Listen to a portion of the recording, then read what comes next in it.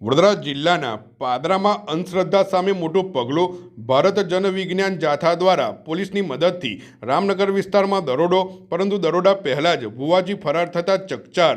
Padra station નજીક આવેલ રામનગર વિસ્તારમાં આજે ભારત જનવિજ્ઞાન જાથા દ્વારા પોલીસ સાથે મળીને એક ભુવાજીના મકાન પર છાપો મારવામાં આવ્યો હતો.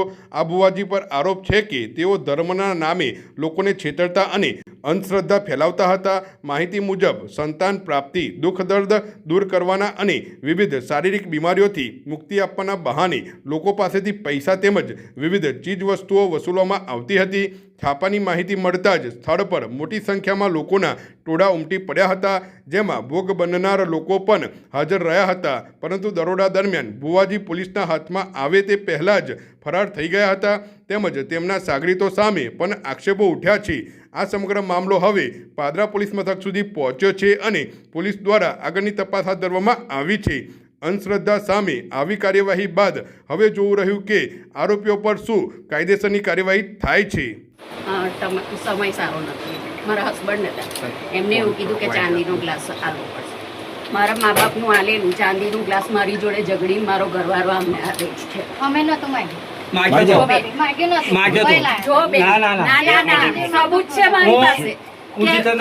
કેટલા બધા છે. આ લોકોએ તે વખત માતા ધૂનતી હતી એટલે કેવું કીધું કે જીતેન્દ્ર તારે જીવનમાં સારું કરાવવું હોય, તારા દુઃખના પંથ છે તો કે સુખમાં લાવવું હોય તો ચોધીનો ગ્લાસ લાવી આવ. અને માતા ધૂનતી મને આ પ્રૂફ કરાયેલું છે અને અત્યારે ચાંદીનો ગ્લાસ અહીંયા જ હશે, આટલામાં જોઈ લો. હા, મારો છે સાહેબ. જો તમે પૈસા જેને જઈ રહ્યા હોય એ પણ પાછા લઈ શકે છે. પૈસા તો આલેલા છે પણ અત્યારે ઈ ચાંદીનો ગ્લાસ પછી અમે કરશું. તમે અહીંથી લોકો આપી દે, હા, ચાંદીનો ગ્લાસ આવે એને આપી દેજો. ક્યાં છે? મારું નામ હિતેશા હસમુખભાઈ વિસાવડિયા છે. મને સંતાન નહોતા થતા એટલા માટે અમે અહીંયા આવ્યા હતા. અમને જાણ મળી હતી કે અહીંયાથી શ્રીફળ આપે છે અને એનાથી સંતાન પ્રાપ્તિ થાય છે. તો અમે બધી રીતે તૈયાર હતા, અમે કરવા માટે બધું કર્યું. અને સાહેબ, અમે એટલી વિનંતી કરીએ છીએ કે અમે જે બધું અમારી ઉપર જે વીત્યું છે ને હવે બીજા કોઈની ઉપર ના વીતે. અમે એટલી પ્રાર્થના કરીએ તમારા લોકો ઉપર. અમે આજે 8 મહિના અહીંયા ભર્યા છે.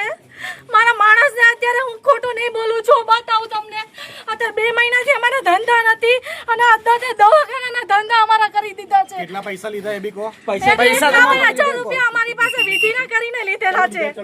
પાદરામાં રામનગર વિસ્તારમાં છેલ્લા 10 વર્ષથી ઘરમાં માતાજીનો મઠ બનાવી લોકોના દુર્દર્દ મટાડવા, 25 પ્રકારના રોગ મટાડવા, અસાધ્ય રોગ મટાડવા, કેન્સર મટાડવા, સંતાન પ્રાપ્તિ વગેરે દાવા કરી અને રૂપિયા 1000થી માંડી 11000 થી 1,51,000 રૂપિયાની ફી વસૂલતો હતો.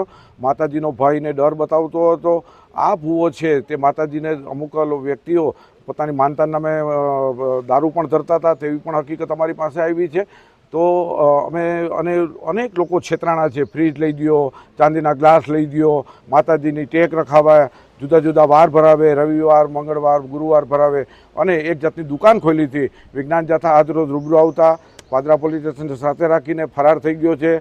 પોતાને માતાજી અત્યારે કોઈ પણ પ્રકારની મદદ કરી નથી અને આ ભૂવો જે બોલતો હતો અને લોકોને ભરમાવતો હતો એ પોતે જ ભાગી ગયો છે. લોકોએ આમાંથી બોધપાઠ લેવાની જરૂર છે. અમે લોકોને અપીલ કરી કે હિન્દુ, મુસલમાન કે ક્રિશ્ચન કોઈ પણ આવા ઢોંગી હોય તો એને ખુલ્લા કરી હિંમત રાખીને ફરિયાદ કરવા આગળ આવે તેવી જાથા અપીલ કરે છે. અમારી પાસે જે હકીકત આવી છે સંતાન પ્રાપ્તિ છે. બીજું લોકોને ભાઈને માતાજીનો ડર બતાવીને 51,000 રૂપિયા ફ્રીજ લઈ દેવું છે, પોતાના વસ્તુ સાધનો વસાવવાના છે, વાહન ખરીદી કરતો હતો. આ બધીને માતાજીનો ડર ને ભયના નામે લોકોની પાસે વસૂલતો હતો. બેંક લૂંટશે તો તેનો ચોર પણ નહીં પકડાય તેવું પોતે એવો પણ ધૂણતા દાવો કરે છે. ધૂણવાવાળા અને સવારીવાળા આખા ભારતની અંદર અમે 2800થી વધુનો પડદાપદ એક પણ સાચો નથી નીકળ્યો. આ ઢોંગીનો એમાં ઉમેરો થયો છે. આ ઢોંગી સંપૂર્ણ ખોટો છે અને એનો જરા પણ વિશ્વાસ ન કરવો. પોતે બેંક લૂંટે તો એનો ચોર પણ પકડાય નહીં એવો દાવો કરે છે. આ ધૂણવાવાળા તમામ માનસિક બીમાર કે સંપૂર્ણ ઢોંગી હોય છે એટલે લોકોએ એના પાસે ભરોસો ન રાખવો તેવી જાથા અપીલ કરે છે.